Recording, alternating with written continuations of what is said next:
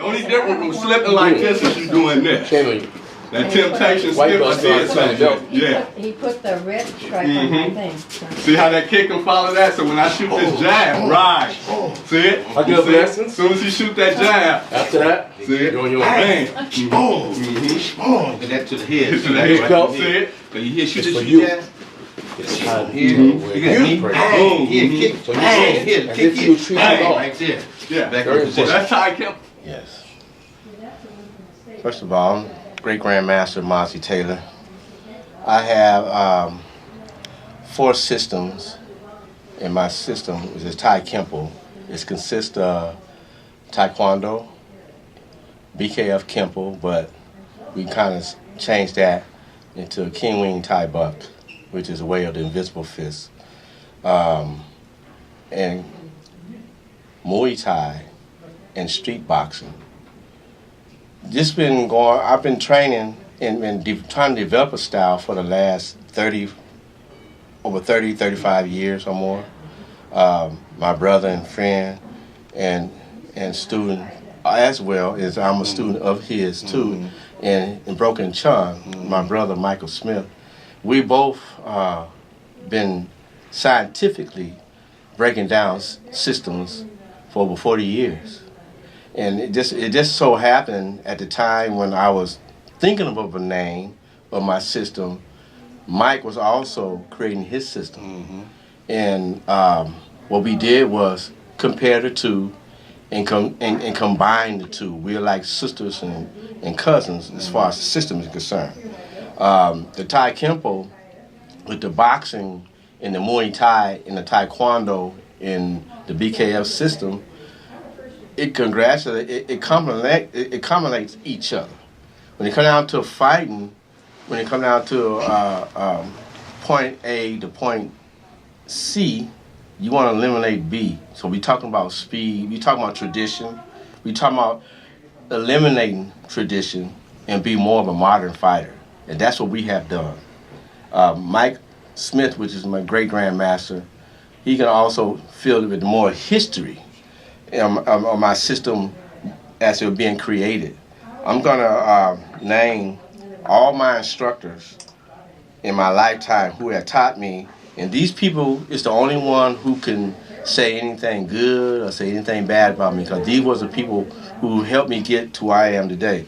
My first instructor was my cousin, Joseph Taylor, Kirk Williams, Ron Atmore, Michael Holmes, Robert Temple, Nicholas Williams. He was a Wing Chun stylist.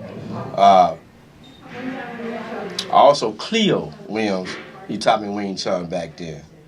I was just messing around when I was a teenager, but they taught me a little bit. Frank Trejo, who taught me Muay Thai. Michael Smith taught me Taekwondo. And yours truly, Steve Mohammed, who taught me the BKF system. Now, these people can say, they can speak for me. Only them instructors only. They only can speak for me and can talk and tell you anything about me and watch as I came up through the rank. But if they see me today, which the only one two that see me today is Grandmaster Michael Smith and Cito Steve Mohammed. They can, and we probably got a couple more others have watched and observed me through the years. Now Mike can give you the history or more than I can on my system, because some things I forget and brother great Grandmaster Mike remembers. Mozzie's system started in about 1987. Believe it or not, in my garage, no, it wasn't 87. I'm quoting wrong. It was more like 97. And it started in my garage when I was living in Downey. And he came in one time with boxing, and he was training with me and two of my, they black belts now, but at the time they were green belts. Ray, what's Ray's last name? Daniels, Alvin Daniels, and Mark Dunn. And they used to hate to see the guy coming because we had body protection, but we were still getting there and do. And one day I was like, man, what is that you're doing with your hands? And it was boxing. He had went and learned how to box. He started adding the boxing, and then he started adding the I was already training him in Taekwondo, so he started adding the Taekwondo, and then he went and studied Muay Thai. He came back with the Muay Thai, and the funny thing about the whole thing is, when we were younger, senior grandmasters was telling us, none of them from the BKF, but from other systems was telling us, you can't mix martial arts. Now everybody's mixing them. He was mixing it way back then, and so was I. So we started playing with the Wing Chun system, because I never claimed to be a Wing Chun master. I only had maybe 2 years of Wing Chun, but in the whole Wing Chun system, I like the traps and the sticky hands. I don't like the chain punches. It looks good on the movies, but I don't like the chain punches. So we started experimenting with the traps and experimenting with the Thai and experimenting with the Taekwondo, and we took it away. We took a lot of stuff away and just added to it and added what was our own. And that was the birth for Thai-Kempo. And I told him, one day I told him, I said, man, you should come up with a name for your system because you're no longer doing Kempo.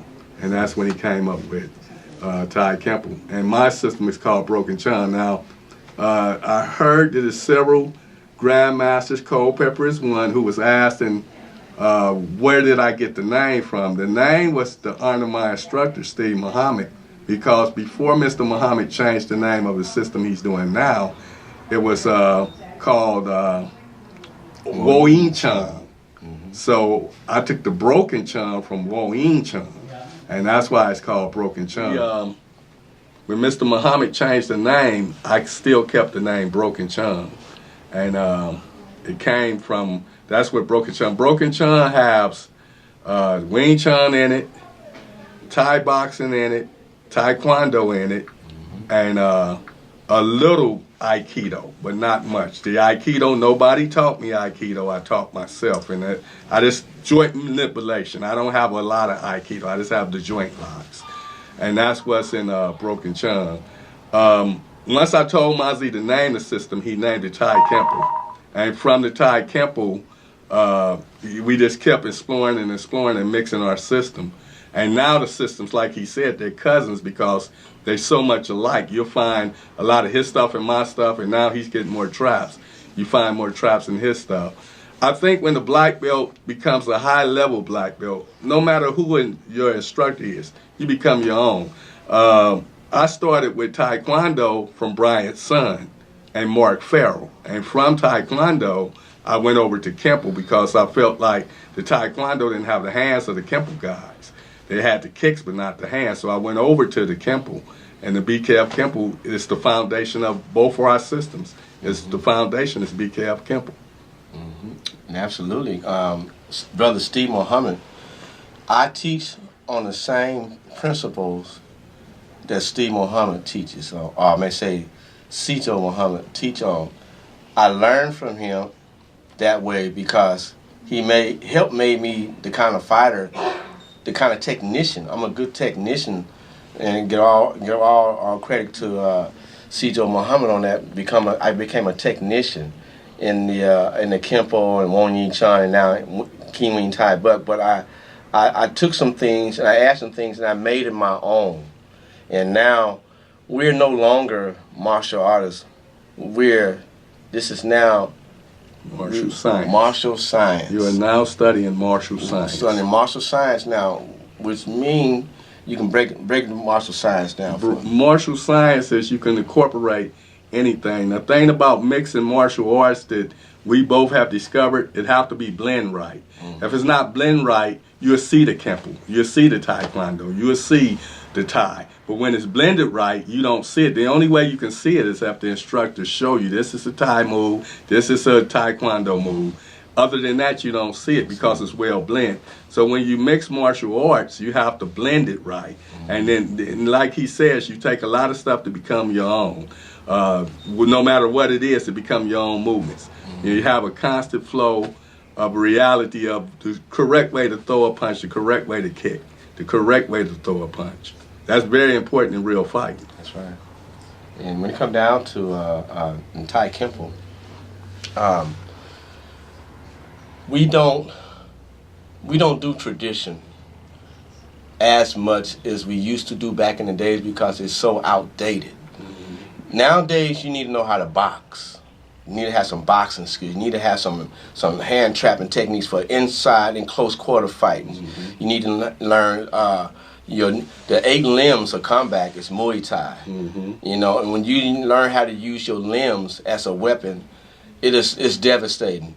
And I started studying Muay Thai back when Frank trained me, and I started studying more. And I got with also Walter Kalaski. He's Sitio Tongue Muay Thai. I train and work out down at their dojo down there. They welcome me and my fighters to come down and train Sitio Tongue Muay Thai. What it have done for me is it made me a champion fighter. I never lost none of my full contact fights. All my fights are first and second round, third round knockouts. I never lost. I retired undefeated with 1 draw. And I apply my style and my training to the streets, and I apply it for the ring. Anybody that wants to get in the competition, I can get them ready for competition for full contact, full Roots Muay Thai. This system is designed to hurt and also designed to protect. You can also use this system to defend yourself. 3 things you can use them for. Those 3 things. And also, there's 3 basic speeds that we gotta always remember. When learning something, you gotta start slow. Mm-hmm. When you start blending, it becomes medium. Mm-hmm. When you become one with the movement, it becomes fast speed. Fast speed. Now, when you go fast speed with the technique that if it's just a 1 or 2, 3 hand technique, if you can bang bang boom and move fast with grace, then you move on. Then you add a little bit more, or you move on to the next level. You never stay to the point where you don't want to be limited, and we're not limited. Our system it flows like water. It constantly flows. It's no ending. When you shooting the jab, bang, boom, you're crossing. This is cross punching, then hooking and torquing. You're doing the torquing. You torque with your ball of your foot, your hip, shoulders, forward. Everything goes together. The shoulder torques, boom, round, boom, here, boom, round, and the cross punching, wow, going across the shoulders. Cross the shoulder. Then when it recoils back, you come back into a torquing position for the left hook. Boom, here, bring the shoulder here. Boom, right cross. Boom, left hook. Boom, uppercut. Right cross, left cross. Uppercut, elbow.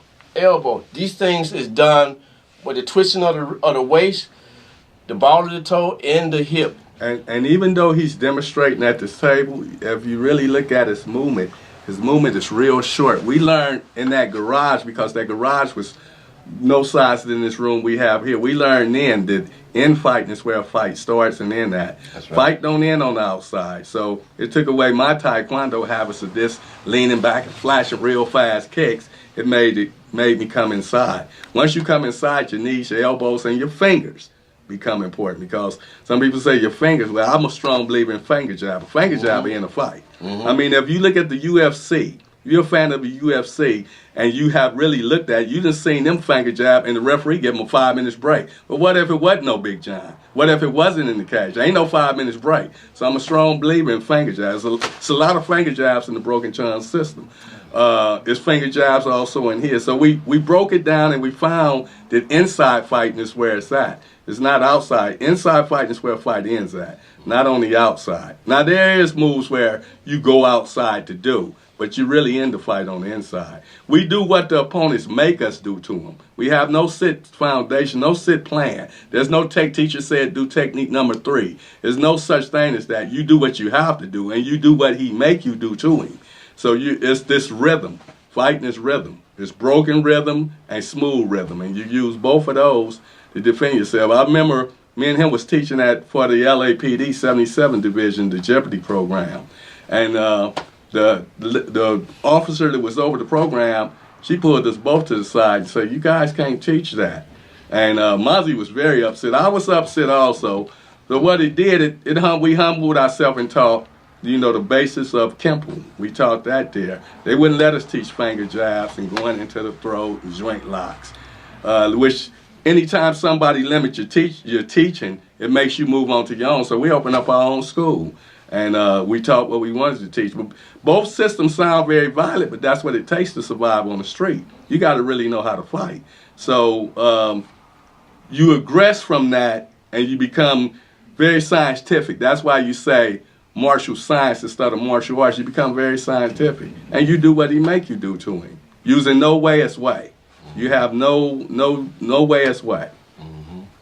And the thing is, when it comes down to the Thai-Kempo, it's a system that's set up for speed, power, and balance. You got to have all three of those in fighting, period. Because for one thing, you can't be afraid to get inside. To move inside.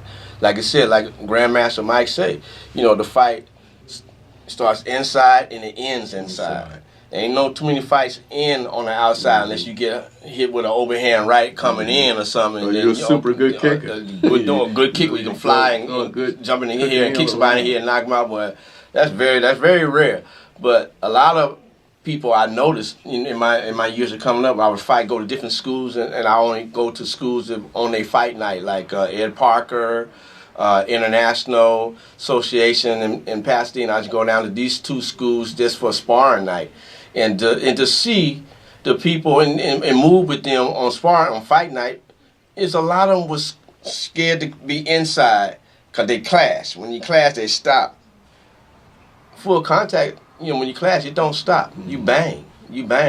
And that another thing that got me away from the point fighting circuit, because I did point fighting. I win some, lose some, get disqualified. I think I get disqualified too many times, where Frank Trejo seen me, he watched me for the last few years of point fighting, and he came to me at one tournament in, what was that? I think that was in Culver City. Mm-hmm. He said, "Taylor, I've been watching you just throwing away back then it was just $10 to fight back then. You just want $10 away every month. You getting disqualified. That you can't do that in this. This is point fighting. Don't you want to hurt people? Uh-huh. Don't you want to knock people out? Uh-huh. You can't do it in here. Come down to my dojo and I'm gonna get you and train you in Muay Thai and get you in the ring so you can hurt people and you can go full power.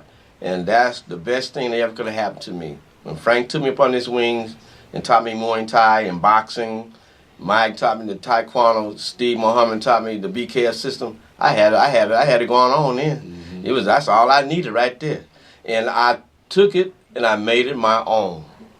So that's why I have my system, Thai-Kempo. If you, a lot of people say when they look at this patch, and it says balance of broken chum, balance of power.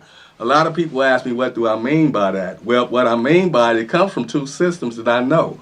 The BKF system and the Taekwondo. Taekwondo is unbalanced. Now, I'm not trying to make no Korean training person upset. Just hear out what I'm going to say. If a Taekwondo guy knew judo, and a Taekwondo guy and the judo guy met each other, it wouldn't hurt either to learn the other system. If they learn each other's system, the system become balanced. That means that the judo guy would learn how to kick, because original judo has no kicks in it. So he would learn how to kick, and the Taekwondo guy would learn how to throw and do joint locks and what the judo guy. That makes the system balanced. Broken Chun is a balanced system.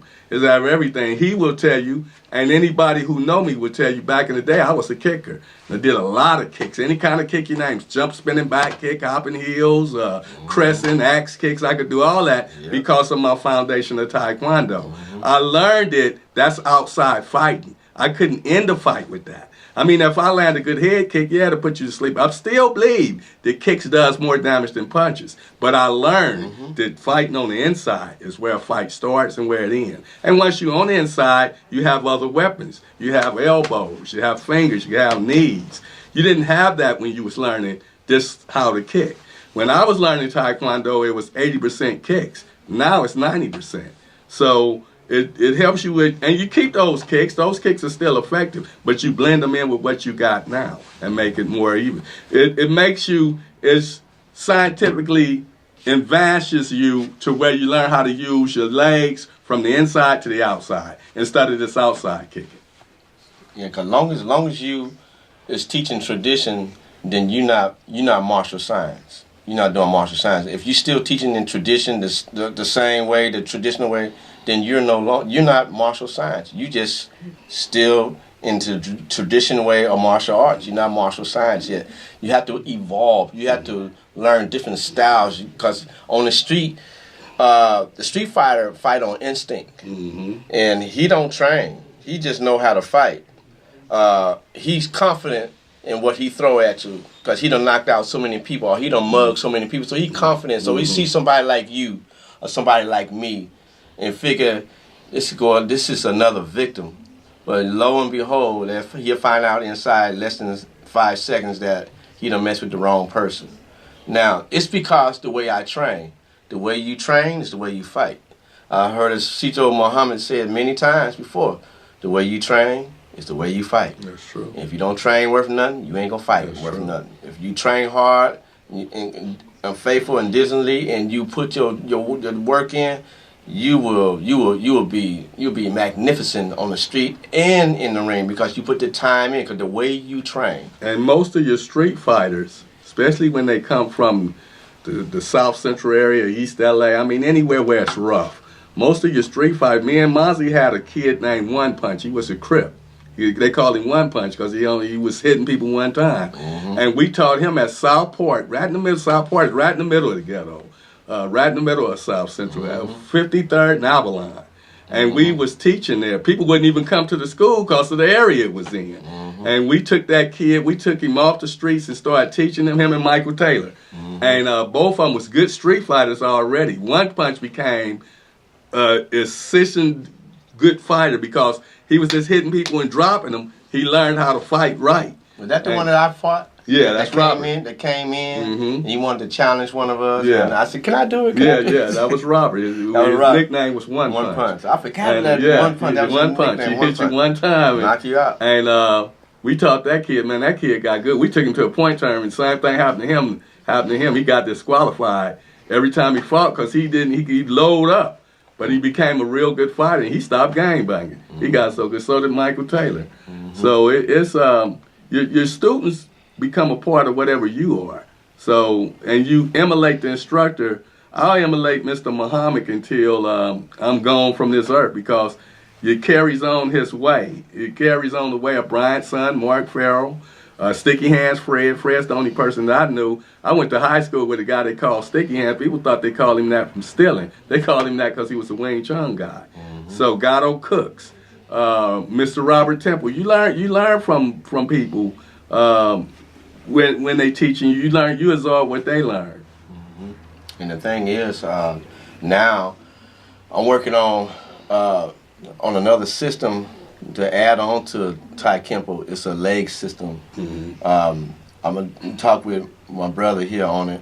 It's going to take me maybe 2 years to master it. It's another system where it's multiple leg attacks attacking the foundation, so the foundation become crippled. And if you can't stand on your legs, then you can't fight, unless you become a stomach back fighter, on your back, fight on your back or fight on your stomach. But when I say that to say this, I'm learning and I'm training on another way of hurting, inflicting pain, where you don't have to. It's no more that kicking high kicks. All my kicks is from the waist down, because on the street, you kick to a headshot. Most street fighters used to grab that foot and flip you and deck you. And when I was young, I thought the high kicks was the most effective. Now, a lot of people say, well, you can't kick high no more. Nothing could be farther than the truth. I'm still flexible. I still have that capability. What I learned is I do more damage to the kicking low. It's more damage when I kick you in your rib cage. It's more damage when I kick you in the knee. Like you say, you're destroying the bridge. If you destroy what a man's standing on, the fight ends right away. So I learned that when I started learning the Thai boxing from him. The lower leg kicks is vicious. So I started learning the lower leg kicks. And so the thing is, now, even when you come down to the females, I train the females the same way like I train the men. It's no different. No softer. I train them just the way I train everybody else. Your feminacy, when it comes to women, the femininity have to lead when it comes down to fighting. You got to fight like a man, if not better, if you can. And most females that I train, they ain't good. They got some good boxing skills and good Thai-Kempo skills. They see everybody have a day one. Everybody. If you stay in long enough, you have a day of success, and that's when you get promoted. Mm-hmm. If you stay in long enough. Now the ones who fall by the wayside, I mean, they never was interested that much. They was there for a purpose. For maybe they did it because their mother made them go, or the dad made them train, or I better train because I got beat up. This is something when it comes down to martial arts or martial science. It's a way of life with me. It's a way of life with my brother. Mm-hmm. I get up every morning. I do 3.25 mile walks 6 days a week. And I check my schedule for who's come to train. And my school is only appointment by appointment only. I don't have a public school yet, but I have a place that I teach at. Most of the great fighters came from garages, mm-hmm. social halls, backyards, rumpus rooms. We did the backyard training. We did backyard. I was training in the garage, the church social halls, mm-hmm. Parks and recreations. I think I teach at maybe 3 parks. Mm-hmm. Farnsworth, started with Jackie Robinson Center, and just Cypress Park. Going off of Figueroa, mm-hmm. You remember Cypress mm-hmm. Park? Yeah. And I love the recreation centers to teach them because you ain't got to pay no rent. But my thing was to teach the fighters, teach the youth and the adults how to fight. That's my thing. We get right into the fight thing. I get right into ain't none of this up here, no chop, no collars, no farms. We get right into the fighting. I teach you how to jab, cross, hook, uppercuts, teach you elbows and knees, and get right into. You learn that your first day of training. You'll learn a jab, a cross, a hook, an elbow, and a knee. Your first day of training. Everybody have a first day, and as you have a first, second, third, fourth, fifth, as you go along the way, you should be advancing better, better, and better. You go home, put your time in at home, like I did. I did it. That's how I became so advanced and so fast, because I went home from the dojo and I went home and trained. Like Mike said, the history of becoming a black belt, the fastest. When he was taking Taekwondo, he struggled with the jump spinning back kicks and the hopping heels. He struggled with those. Mm-hmm. But he went home, and then one day he just came and he was able to do all those kicks. You have to, when you really get into martial arts, it consumes you. And it becomes an esoteric journey of yourself. And what I mean by that, it don't have an ending. You constantly advancing. You constantly learning. You constantly create. I tell him all the time, he's creating. I was showing him today how come from Thai-Kempo, attacking the weapon, how to throw your elbows up where when the person's punching, they actually punching into your elbows. That's attacking the weapon. He's hurting himself. You constantly creating. You're always working on something. So sometimes he'll call and say, hey, man, I got this new, and I'll tell him I got this new. We'll get together and put it in each other's system. You're constantly advancing. It's an esoteric journey of oneself. You're learning about yourself. Now, everybody don't have that. Me and him both, we had a girl, man, Thunder. She was just naturally good at martial arts, but she had a point where she stopped. Well, some people just take it and stay with it the whole time. And that's when you really become a good martial artist, turns into a good martial science instructor. You constantly growing. You constantly learning. That's why we call it a system and not a style, because to me, a style has a stopping point. You can study Shotokan from white belt to 9th degree black belt, but once you get to 9th degree black belt, Shotokan stops. Broken Chung and Thai-Kempo has no border, it has no stopping. So it's a system. It's not a style. It's a system of fighting. It's constantly growing. It's constantly changing. And the thing is, you got to. I go to different schools and to traditional schools today. I just go sit in and I just watch. And I can't believe I go to Taekwondo schools, Shotokan schools, and just sit in and watch what they're doing. I can't believe how traditional they really are, and I just think we probably came from some tradition, but Steve Muhammad didn't make it look that tradition. He always had it looking always modern. When he didn't have a step back with a ha here. Yeah. He stepped back into a fighting stand. And it was never stiff and rigid like Shotokan and Shorin. Not clowning the Shotokan, Shorin guys, but it was never that. We come from a constant flow. It was never stiff. It was never real stiff. Yeah, we had it where some schools have a tradition where you have a inward block from here. We had where Steve do a palm block, bam, palm check, boom, punch here, instead of going ha and chop here, palm here, bang, man. That's more unique that way. You checking, bam, punching off the front, same hand, checking here, punch off the same hand, on the punch here. So you come in, elbow. You know, it was the way that he did it. He made it his own. And what me and my brother did, we got a system. And we made it our own. Exactly. Because when Steve Muhammad, that was his time. Robert Temple have his time. Michael Holmes have his time. All the great ones back then, the first generation, they had their time. It's our time to make things our own. So that's what we've done. Because there's been some meetings with Brother Steve Muhammad and even Donnie Wynn, even brought up, hey, we did our thing. It's up to y'all to do your thing. You got to make it. And we read through that real good. I said, I know what that means. That means you can't depend on them because they're not going to always be here. Learn what you done learn from him. The thing about learning from an instructor is you can't continue that way. I love when Mr. Muhammad talk about Ed Parker because one of the things he says, they used to call Ed Parker thunder. He said he added the lightning to it, which means the speed. And he followed that way, but he also followed his own way. It's like a pair of shoes. Everybody can't wear the same shoes. Everybody can't wear the same jacket. So after a while, you become yourself. You start adding your own self to it and your own thoughts and your own way of fighting. And then it's even smoother because it's your way. There's nothing wrong with following your instructor. You follow him your whole life, but you have your own way. That's right. Broken Chun and Thai-Kempo is our way of fighting. I tell all my fighters, when you're away from me, study boxing, study Muay Thai, study anything that got to do with striking. Study it. TV and YouTube. Go to YouTube. I go to YouTube all the time and look at Muay Thai, knockouts, elbows, kicks, heavy bag training. I go to YouTube and look at things. And to make sure what I'm doing is correct, and I know it's correct because it feels right. And then when I get in front of my fighters, I let them know, I train them the same concept.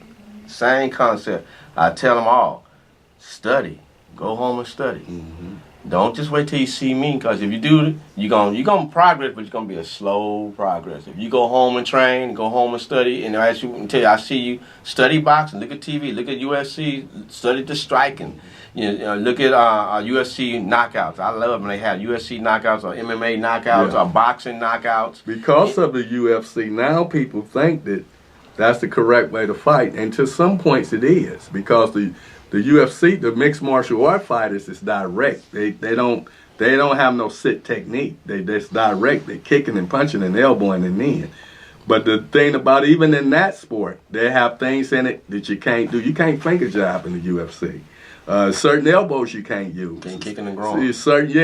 All of the stuff that we have is street orientated, and both systems is street orientated.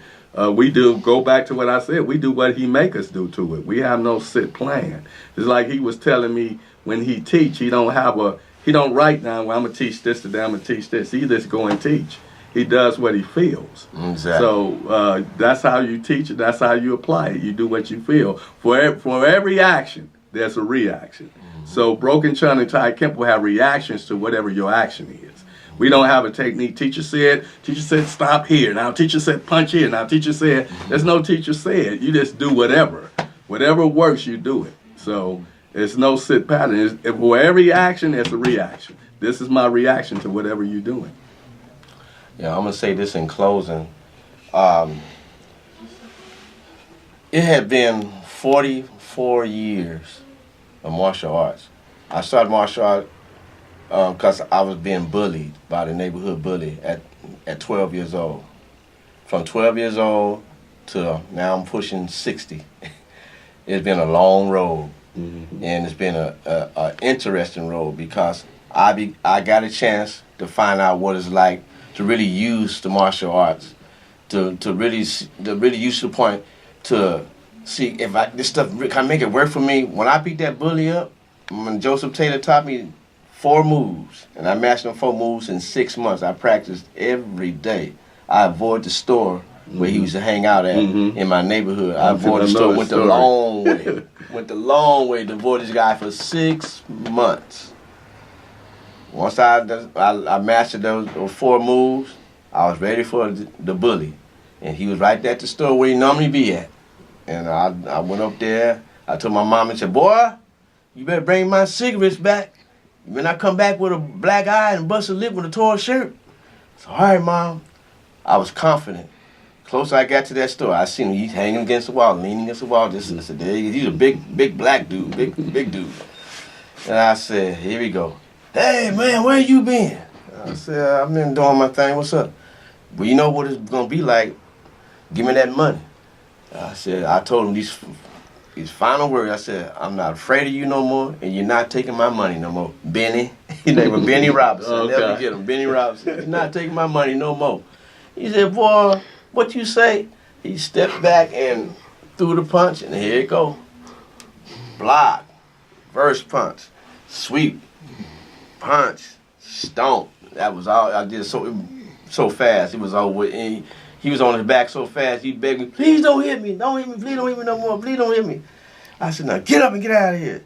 Get up and get out of there. Do you know that guy became my best friend? And I've been in martial arts ever since. This stuff really works, and I've been stayed with martial arts ever since. Mike, Grandmaster Mike, let's say stand in front of me, just left leg in front, left leg in front. Now, this here, I'm showing you with the Thai-Kempo instead of using the karate way of a roundhouse and a kick. I'm using the Thai-Kempo way. I put my feet in the direction of his leg. So when I shoot the kick, instead of me coming from way around here, I put I line myself up with his leg. I line up here, so when I shoot it, go straight through. Wham! Right here. Yeah, see the okay? So we're going here, boom, here, then back, knee, back again, boom, leg here, then head, boom, right here. So that's where that's a 3 kick combination. From here, I line up on them. Here, boom. Okay.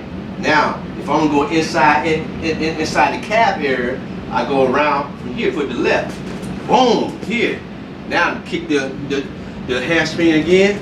Bam. Now I go to the head. Pow. And back. Okay. So here you go. You're assuming he's still standing. Yeah, because that leg gonna be gone. Notice I'm going with the kick, but that's what would happen in the real fight. The guy would do this. He wouldn't just stand up. Stand there, yeah. Exactly. So I'm here. I'm stepping. Bang. Here. Bang. Step again. Boom. Then. Bang. That's a 4-leg combination. Now here, I'm gonna add the hands right here. I'm gonna shoot the jab, right cross, hook. Watch how I shoot the jab from the angle in the right hand, left hook. I shoot the jab on line from here, bang. Now I step off, bang, here. Now the hook, boom, here, off line. See there? Now drop down to the thigh, attacking the thigh with my right punch. Bang, here, look at it. Uppercut up, boom, here. Right cross, bang, here, left hook, boom, back. Oh, lights went out. Like I teach my students, always have your feet going in that direction. So you fight. So I'm starting with the jab. I'm starting on line for here. Boom, cross, hook, and back. Bang, kick, hit, bang, kick, hit, bang, kick, here, back down, bang here, then bang here, then back, bang here, then back to it goes on and on. It goes on. You breaking my opponent down. So going for the southpaw, Switch side. There you go. Now, I'm shooting let's say Mike shoot a jab. I slip here. Counter here. Trap. Yeah. Trap here. Trap here. Oh, you gotta One go way. with it. Okay. Again. You see it? Jab. Trap. Break. Now I'm turning here. Elbow. Bam. Boom. Down. Okay. And back. It's a constant flow. It's a constant flow. Constant flow. This is Mr. Angelo Harris. His nickname is Pookie. He's a second-degree black belt under me and Mosley. He's not just my student, he's Mosley's student too. I totally. And I use him for example. If Pookie throw a punch to my chest, in traditional karate, you outward block it. You outward. In broken chung, you go with it. Directly over. So when I, boom, he's hit. Boom, boom, everything is there. There's no hesitation. There's a stopping this. And then reverse. Teacher says stop it, and then teacher says reverse punch, reverse. There's no stopping. He punches, and he's hit. Soon as he punches, he's already hit. Notice I hit behind the ear.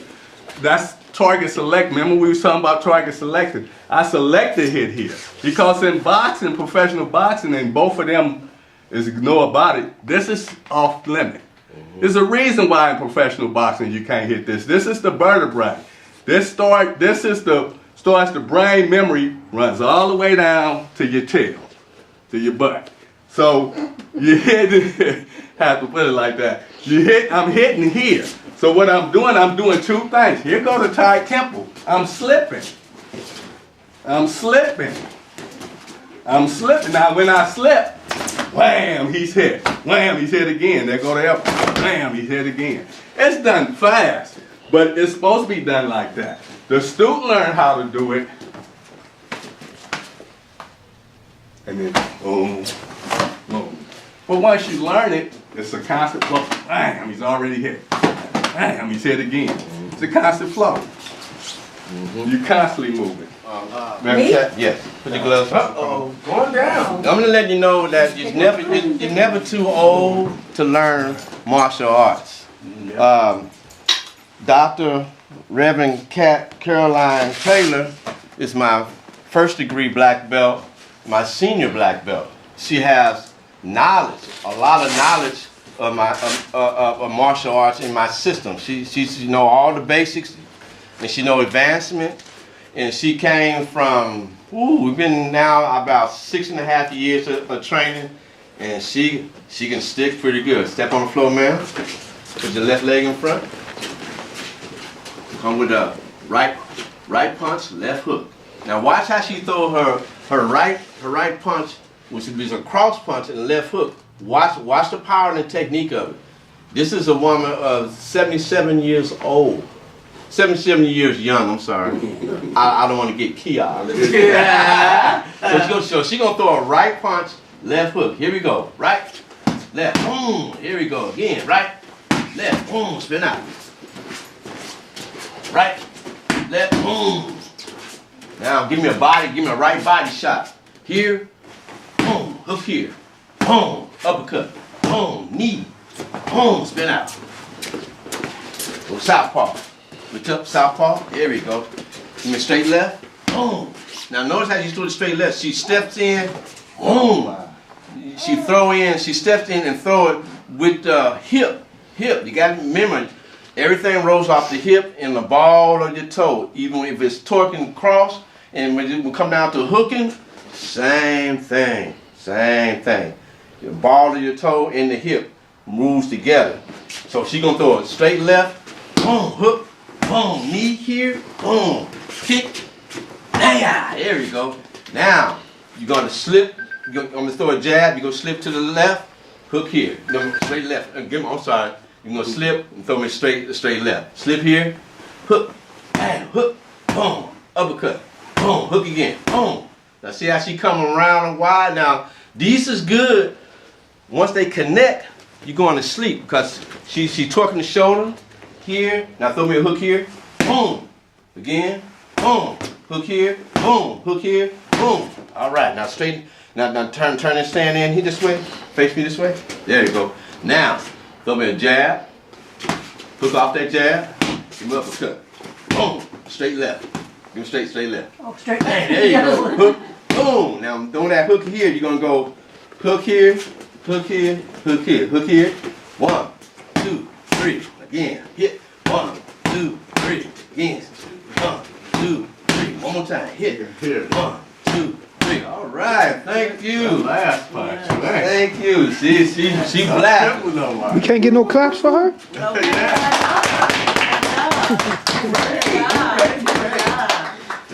Now I need somebody hold this for me. Mike, can you hold this for me?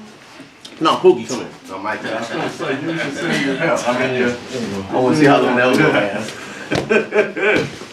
gonna be the case. Keep it turning this way. Come back ready. Come face the camera. I'm going to demonstrate the. I'm not going to use no power, not that much power at all. I'm just going to do the technique how to throw the more, how to throw the Thai roundhouse kick come from the right leg, using a front leg block, front leg check. You checking the front kick, you checking here, you step across, boom, and land a kick. Step here, step across, here. Step here, step across, boom. What it is, I'm using my shin. This the shin is the weapon right here. Into the bag, boom, shin, here, boom, shin, here, boom, shin. See that? This toe is karate. This is karate. Thai is shin. Boom. Karate, shin. Boom. Karate, shin. Boom. Now, I'm gonna do here. I'm gonna lunge forward here, step out this way, and then turn into the kick again. That is to break the rear. I'll shoot that kick into the liver area.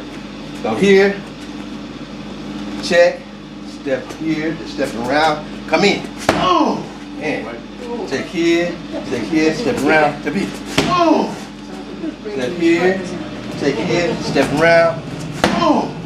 That's using the full thrust of my hip and the shin. Hip and shin. Check in here.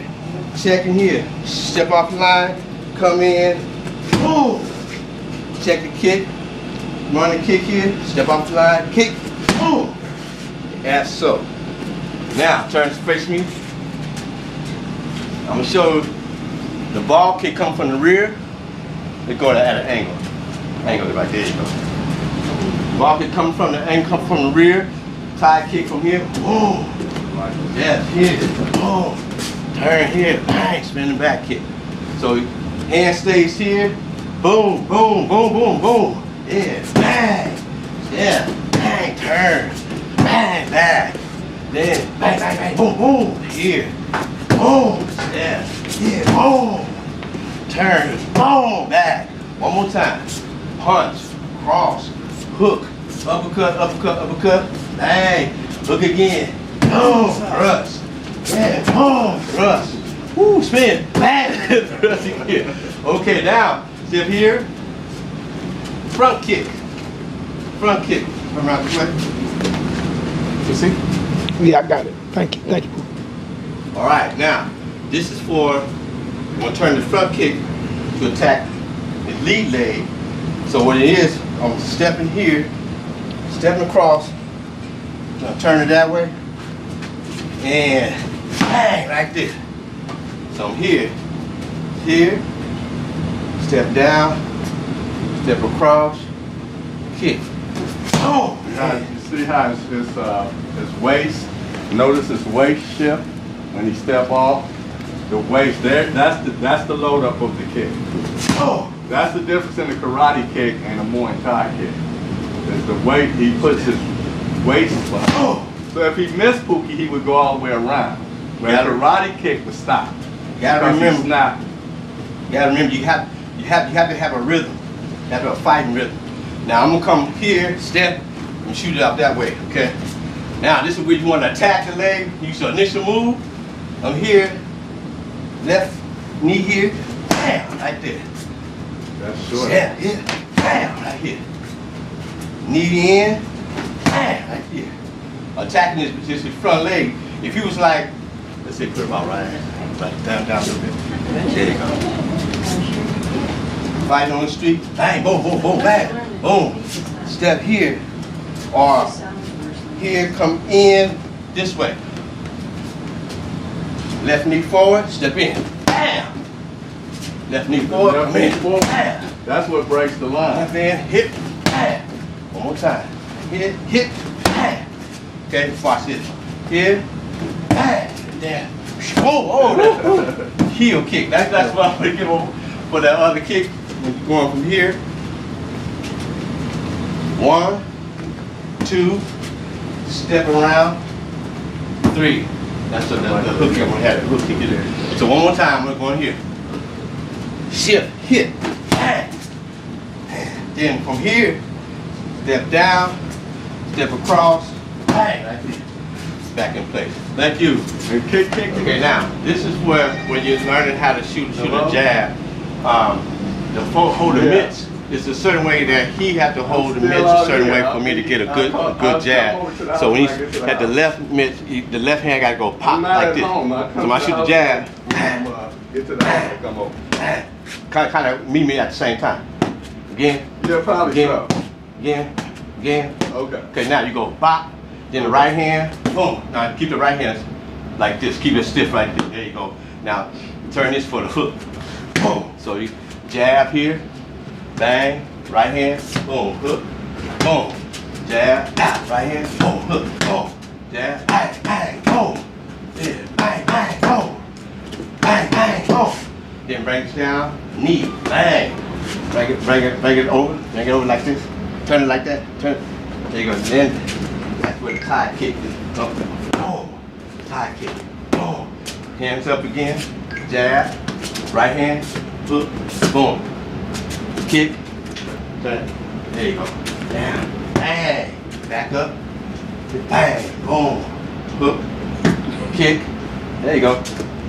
You're learning. But the thing is, you starting with your jab. Everything starts with a jab. Pop, right, hook, kick him, hey, kick him. Okay, here we go. So 1, cross, 2, hook, boom. Now I'm gonna bring right here. Push your body. Bang, go back. Uppercut here. Uppercut.